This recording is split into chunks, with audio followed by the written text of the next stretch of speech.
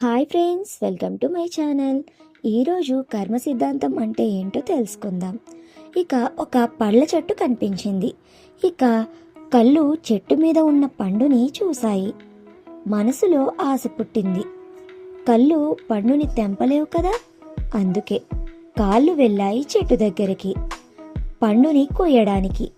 కాళ్ళు పండుని కొయ్యలేవు కాబట్టి చేతులు పండుని కోసాయి.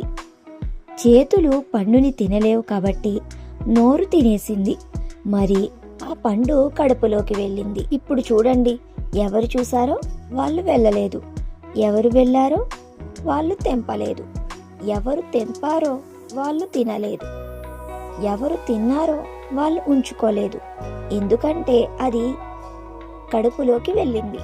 మరి ఇప్పుడు ఎప్పుడైతే తోటమాలి చూశాడో అప్పుడు దెబ్బలు వీపు మీద పడ్డాయి. పాపం, వీపు తప్పేమీ లేదు, కానీ ఎప్పుడైతే దెబ్బలు వీపు మీద పడ్డాయో అప్పుడు కళ్ళ నుండి కన్నీళ్లు వచ్చాయి. కళ్ళ నుండి ఎందుకు వచ్చాయో తెలుసా? అందరికంటే ముందు పండుని చూసింది కళ్ళే కదా, అందుకు. ఇదే కర్మ సిద్ధాంతం. వీడియో నచ్చిందా? నచ్చితే తప్పకుండా సబ్స్క్రైబ్ చేసి లైక్ చేయండి.